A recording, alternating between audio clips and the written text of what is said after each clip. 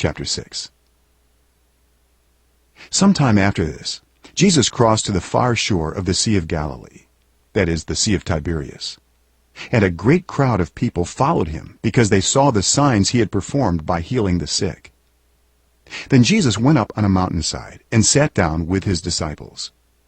The Jewish Passover festival was near. When Jesus looked up and saw a great crowd coming toward him, he said to Philip, "Where shall we buy bread for these people to eat?" He asked this only to test him, for he already had in mind what he was going to do. Philip answered him, "It would take more than half a year's wages to buy enough bread for each one to have a bite." Another of his disciples, Andrew, Simon Peter's brother, spoke up.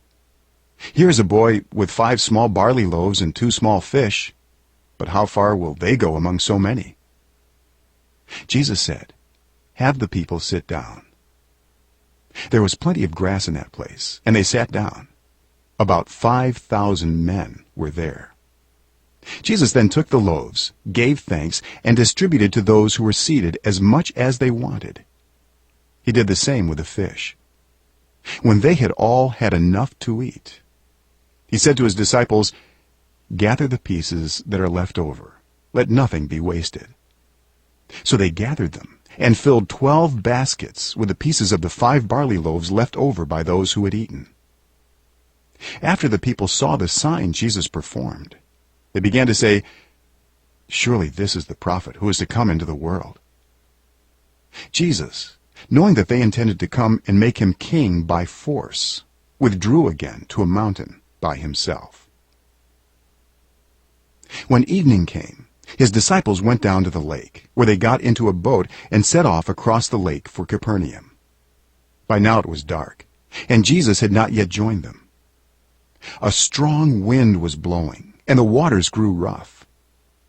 When they had rowed about 3 or 4 miles, they saw Jesus approaching the boat, walking on the water. And they were frightened. But he said to them, "It is I. Don't be afraid." Then they were willing to take him into the boat, and immediately the boat reached the shore where they were heading. The next day, the crowd that had stayed on the opposite shore of the lake realized that only one boat had been there, and that Jesus had not entered it with his disciples, but that they had gone away alone. Then some boats from Tiberias landed near the place where the people had eaten the bread after the Lord had given thanks. Once the crowd realized that neither Jesus nor his disciples were there, they got into the boats and went to Capernaum in search of Jesus. When they found him on the other side of the lake, they asked him, "Rabbi, when did you get here?" Jesus answered, "Very truly I tell you, you are looking for me not because you saw the signs I performed, but because you ate the loaves and had your fill. Do not work for food that spoils, but for food that endures to eternal life, which the Son of Man will give you. For on him God the Father has placed his seal of approval." Then they asked him, "What must we do to do the works God requires?" Jesus answered, "The work of God is this, to believe in the one he has sent." So they asked him, "What sign then will you give that we may see it and believe you? What will you do? Our ancestors ate the manna in the wilderness. As it is written, he gave them bread from heaven to eat." Jesus said to them, "Very truly I tell you, it is not Moses who has given you the bread from heaven, but it is my Father who gives you the true bread from heaven. For the bread of God is the bread that comes down from heaven and gives life to the world." "Sir," they said, "always give us this bread." Then Jesus declared, "I am the bread of life. Whoever comes to me will never go hungry, and whoever believes in me will never be thirsty. But as I told you, you have seen me, and still you do not believe. All those the Father gives me will come to me, and whoever comes to me I will never drive away. For I have come down from heaven not to do my will, but to do the will of him who sent me. And this is the will of him who sent me, that I shall lose none of all those he has given me, but raise them up at the last day. For my Father's will is that everyone who looks to the Son and believes in him shall have eternal life, and I will raise them up at the last day." At this, the Jews there began to grumble about him, because he said, "I am the bread that came down from heaven." They said, "Is this not Jesus, the son of Joseph, whose father and mother we know? How can he now say, 'I came down from heaven'?" "Stop grumbling among yourselves," Jesus answered. "No one can come to me unless the Father who sent me draws them, and I will raise them up at the last day. It is written in the prophets, 'They will all be taught by God.' Everyone who has heard the Father and learned from him comes to me. No one has seen the Father except the one who is from God. Only he has seen the Father. Very truly I tell you, the one who believes has eternal life. I am the bread of life. Your ancestors ate the manna in the wilderness, yet they died. But here is the bread that comes down from heaven, which anyone may eat and not die. I am the living bread that came down from heaven. Whoever eats this bread will live forever. This bread is my flesh, which I will give for the life of the world." Then the Jews began to argue sharply among themselves. "How can this man give us his flesh to eat?"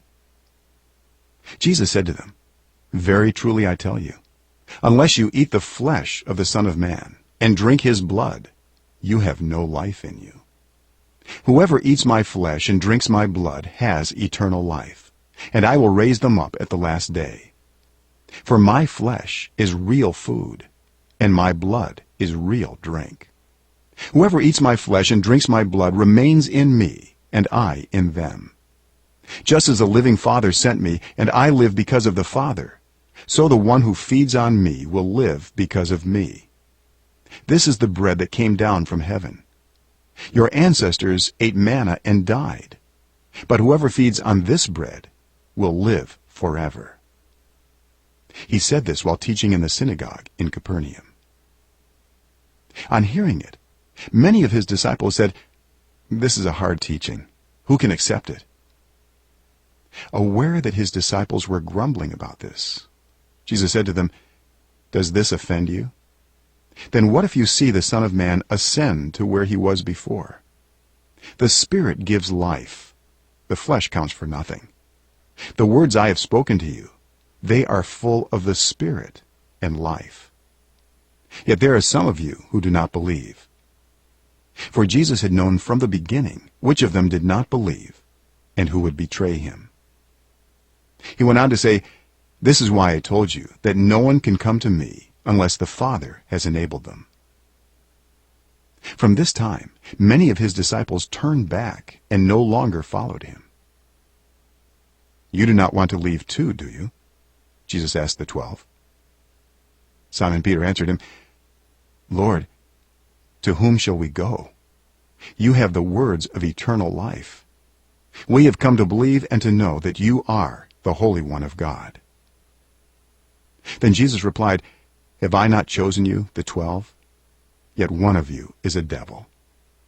He meant Judas, the son of Simon Iscariot, who, though one of the 12, was later to betray him.